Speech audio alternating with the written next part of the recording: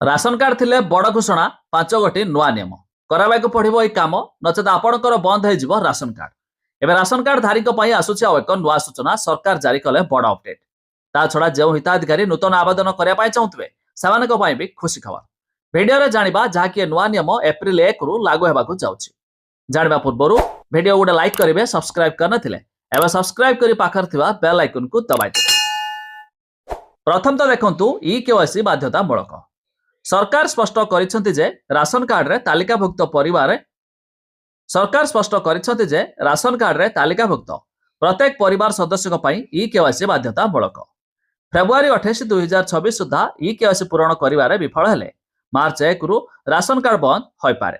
आपण आपणकर निकटतम राशन दुकान अर्थात पीडीएस दुकान परिदर्शन करी आपणकर आंगुठी चिन्ह बा बायोमेट्रिक प्रदान करी किंबा मेरा राशन ऐप व्यवहार करी फेस ऑथेंटिकेशन द्वारा आपणकर केवाईसी पूरण करि पारिबे।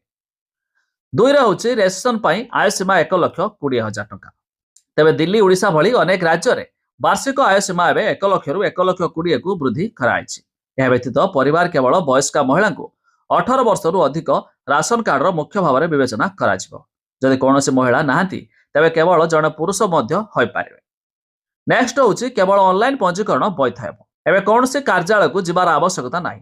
नूतन राशन कार्ड पई केवल ऑनलाइन आवेदन ग्रहण कराजिबो। आधार कार्ड समस्त सदस्यों पई आय प्रमाणपत्र, राजस्व विभाग द्वारा जारी विद्युत बिल किंबा बासस्थान प्रमाणपत्र भली डॉक्यूमेंट आवश्यक। ऑनलाइन आवेदन पर खाद्य जोगाण अधिकारी अर्थात एफएसओ जांच पई घर को जिबे जहां पर कार्ड मध्ये जारी कराजिबो। नेक्स्ट होछि 3 मासर थरे राशन। नूतन 2026 नियम रे आ एक बड़ परिवर्तन हेउछि जे अनेक राज्य रे हिताधिकारी को एबे केवल एकाथरे के 3 मासर राशन पाइबार विकल्प दिया होछि। यह दुकान रे बारंबार धाड़ी रे ठिया हवार आवश्यकताठू दूर करिबो।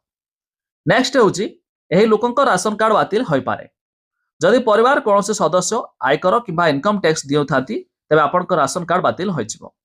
जदि आपनकर 4 चकिया जान अछि ट्रैक्टर व्यतीत तेबे मध्य राशन कार्ड कटिजिबो।